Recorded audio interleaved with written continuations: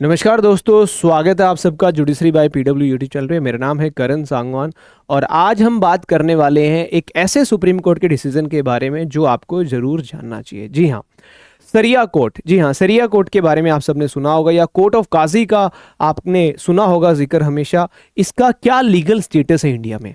क्या उनका decision binding होता है?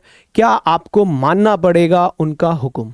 चलिए आज इस जजमेंट को सिंपल और इंटरेस्टिंग तरीके से समझते हैं जो ऑनरेबल सुप्रीम कोर्ट ने हाल ही में पास की है। इससे पहले बात करेंगे सुप्रीम कोर्ट ने। जी हाँ, सुप्रीम कोर्ट ने एक बार फिर साफ कर दिया है कि जो कोर्ट ऑफ काजी है या जो आपकी सरिया कोर्ट्स होती हैं या जिसको हम दारुल काजा के नाम से जानते हैं, जैसे इंस्टीट्यूशंस का इंडियन लॉ में कोई लीगल रिकॉग्निशन नहीं है। जी हाँ, इंडियन लॉ में कोई लीगल रिकॉग्निशन नहीं है और इनका दिया गया, जी हाँ, इनका दिया गया कोई भी डिसीजन ना तो बाइंडिंग है ना ही एनफोर्सिएबल है। अगर मैं सिंपल भाषा में बोलूं, ये सिर्फ एक समझौता होता है। अगर पार्टीज मान लें तो बढ़िया है, वरना इसकी कोई लीगल वैल्यू नहीं होती है। जी हाँ, इस डिसीजन में ऑनरेबल सुप्रीम कोर्ट की बेंच जस्टिस सुधांशु धूलिया और जस्टिस असानुद्दीन अमनुल्लाह ने 2014 के एक इंपॉर्टेंट केस का रेफरेंस दिया, जिस केस का नाम था Vishwa Lochan Madan versus union of India. इस केस में पहले ही सुप्रीम कोर्ट कह चुका था फतवाज जो जारी किए जाते हैं, फतवाज और शरीयत कोर्ट्स के ऑर्डर्स जो हैं, उनका कोई लीगल वैल्यू नहीं है हमारे इंडियन लॉ के अंदर। जी हाँ, आप समझते हैं जिस केस में ये बात दोबारा रिपीट हुई है उस केस का नाम है Shahjahan versus state of Uttar Pradesh. जी हाँ, Shahjahan versus state of Uttar Pradesh के केस के अंदर ये दोबारा से सुप्रीम कोर्ट ने इस बात का जिक्र किया है। स्टोरी कुछ ऐसे है, एक महिला अपने पति के अगेंस्ट मेंटेनेंस क्लेम करती है अंडर सेक्शन 125 ऑफ सीआरपीसी, लेकिन फैमिली कोर्ट ने उनका क्लेम इसलिए रिजेक्ट कर दिया क्योंकि हस्बैंड ने एक कोर्ट ऑफ काजी, जी हाँ, ये जो कोर्ट ऑफ काजी है, ये हमारी जो सरिया कोर्ट है, कोर्ट ऑफ काजी जो है, कोर्ट ऑफ काजी की कोर्ट में कॉम्प्रोमाइज दिखाया था और बोला था कि जो पत्नी है, पत्नी ही झगड़े की वजह है।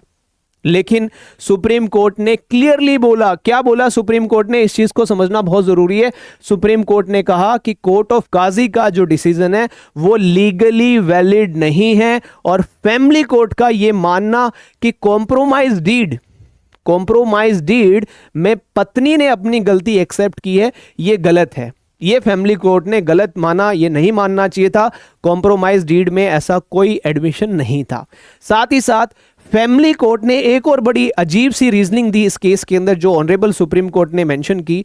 इस केस के अंदर फैमिली कोर्ट ने एक रीजनिंग दी। फैमिली कोर्ट ने कहा कि अगर दोनों की सेकंड मैरिज है तो दहेज की डिमांड नहीं हुई होगी। ये फैमिली कोर्ट की रीजनिंग थी इस केस के अंदर, जिसकी हम बात कर रहे हैं Shahjahan versus state of Uttar Pradesh की। सुप्रीम कोर्ट ने यह भी क्रिटिसाइज किया और बोला सेकंड मैरिज होना के मतलब ये नहीं है कि दहेज की डिमांड ना की हो। सुप्रीम कोर्ट ने क्लियरली कहा कि सेकंड मैरिज होने का यह मतलब नहीं है कि दहेज का सवाल ही ना उठा हो। लॉ में कोई ऐसा अजम्पशन अलाउड नहीं है, ये ऑनरेबल सुप्रीम कोर्ट ने कहा फैमिली कोर्ट के डिसीजन को साइट करते हुए। फाइनली सुप्रीम कोर्ट ने हस्बैंड को ऑर्डर दिया कि अपनी पत्नी को 4000 पर मंथ मेंटेनेंस देना पड़ेगा फाइलिंग के दिन से, और फैमिली कोर्ट के डिसीजन को पूरा सेट असाइड कर दिया। हमें क्या समझ में आता है इस जजमेंट से दोस्तों? देखिए, इंपॉर्टेंट है। पहली चीज ये है कि जो सरिया कोर्ट्स हैं इंडिया के अंदर, जी हाँ, जो सरिया कोर्ट्स हैं या कोर्ट ऑफ काजी हैं, उनके डिसीजंस लॉफुली बाइंडिंग नहीं है। फैमिली कोर्ट या किसी भी कोर्ट को इनके डिसीजन को लीगली वैलिड नहीं मानना चाहिए। और मेंटेनेंस का जो राइट है वाइफ का होता है, हस्बैंड का भी होता है कुछ केसेस में, और गलत अजम्पशंस के बेसिस पे उसे डिनाई नहीं किया जा सकता। ये केस एक रिमाइंडर है कि इंडिया में सिर्फ और सिर्फ जो हमारी कॉन्स्टिट्यूशनल कोर्ट्स हैं या जो कोर्ट कॉन्स्टिट्यूट की गई हैं, स्टैट्यूटरी कोर्ट्स जिनको हम बोलते हैं, उन्हीं का डिसीजन बाइंडिंग होता है। अगर आपको ये वीडियो इंफॉर्मेटिव लगी हो और एक और चीज़ आपने आज सीखी है इस वीडियो से तो ज़रूर कमेंट करके बताइएगा। और आप जुडिशियल सर्विसेज की प्रिपरेशन कर रहे हैं तो विधान जुडिशरी फाउंडेशन बैच मात्र 19,000 रुपये के अंदर आपको करवाता है संपूर्ण तैयारी जज बनने की। प्री मेंस इंटरव्यू तक का सफर विधान जुडिशरी फाउंडेशन बैच के साथ आप अपना तय कर सकते हो। लिंक डिस्क्रिप्शन बॉक्स में मिल जाएगा। 19,000 रुपये में कंप्लीट प्रिपरेशन आप कीजिए। और अगर ऐसी ही वीडियो आप और चाहते हो तो कमेंट करके ज़रूर बताइएगा। टू दी पॉइंट स्टोरी की जरिए मैं आपको हर केस के बारे में इंफॉर्मेशन प्रोवाइड कर सकता हूं, राइट।